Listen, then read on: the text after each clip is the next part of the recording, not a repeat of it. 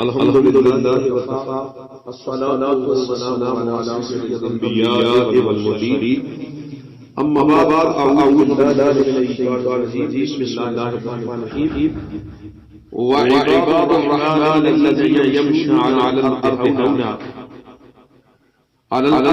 هونا وإذا خاطبهم الجاهلون قالوا سلاما صدق الله العظيم. عزیزان محترم، اللہ جل جلالہ ارشاد فرماتے ہیں وعباد الرحمن الذین، اور رحمان جو وہ ہیں یمشون علی الارض ہونا، جو زمین پر آہستگی سے چلتے ہیں، آہستہ چلتے ہیں. وَإِذَا خَاطَبَهُمُ الْجَاهِلُونَ قَالُوا سَلَامًا، اور جب وہ جاہلوں سے مخاطب ہوتے ہیں تو ان سے کہتے ہیں کہ سلامت رہو.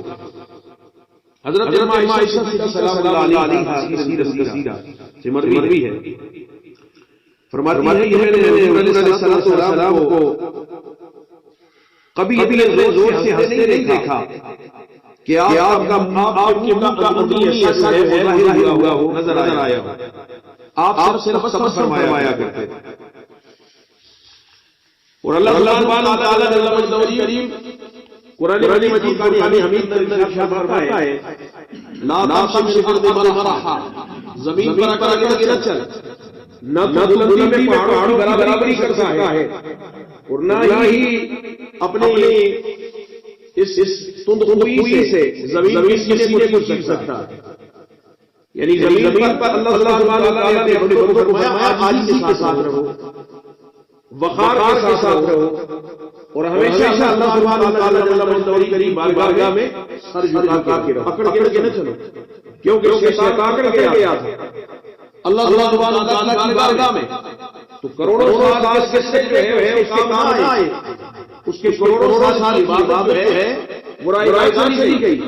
اور اللہ سبحانہ وتعالی جل مجدہ کریم نے اعلان فرما دیا میری جنت سے مردود ہے، لم قرار دیا گیا.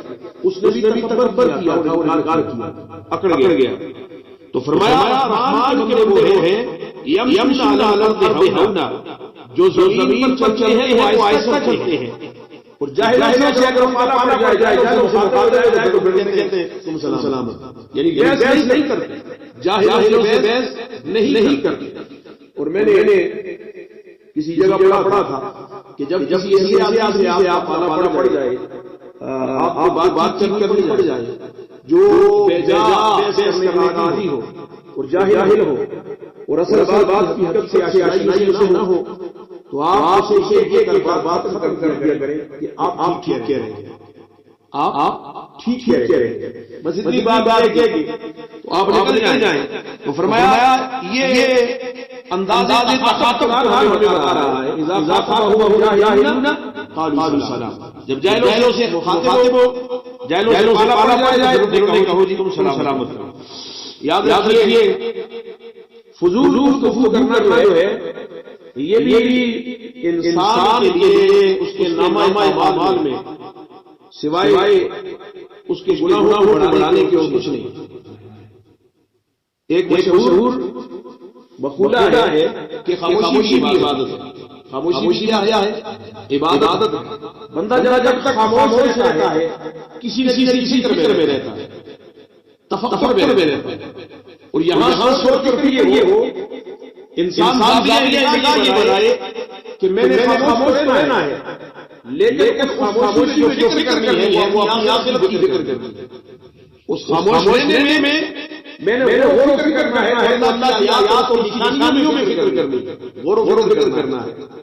بندہ غور و فکر کرنے کی وجہ سے اللہ سبحانہ وتعالی قرآن مجید فرقان حمید کے اندر اپنے بڑے بندوں کو فکر کرنے کی دعوت دیتا ہے. اور ان لوگوں کی اللہ تعریف بیان فرمائی الذین یذکرون اللہ قیاما وقعودا وعلی جنوبہم ویتفکرون فی خلق السماوات والارض، کہ وہ لوگ جو اللہ کا ذکر کرتے ہیں کبھی قیام کی حالت، کبھی کی حالت میں، سجدوں میں، کبھی اپنی کروٹوں پر، وَيَتَفَكَّرُونَ فِي خَلْقِ السَّمَاوَاتِ وَالْأَرْضِ، اور زمین اور آسمان کی تخلیق میں غور و فکر کرتے ہیں کہ اللہ سبحانہ وتعالی جل مجدہ کریم نے اس کائنات کی سماوی کیسے پیدا فرمایا. تو غور و فکر کرنا جو ہے اس انداز میں کہ اللہ سبحانہ وتعالی کی شانوں میں غور و فکر کرے، اس کی قدرت کی شان جو بنائے ہیں ان میں غور و فکر کرے، زمین و آسمان کے پیدائش میں غور و فکر کرے، اپنی تخلیق پر غور و فکر کرے اور خاموش رہے اور سوچتا رہے، تو یہ سوچنا، یہ غور و فکر کرنا بھی رب ہمارے ذریعہ بنتا ہے، اللہ کے قدرت کا ذریعہ بنتا ہے۔ تو فرمایا زمین پر رہو عاجزی کے ساتھ، زمین پر چلو عاجزی کے ساتھ، اس کے آگے عاجز بندے بنے۔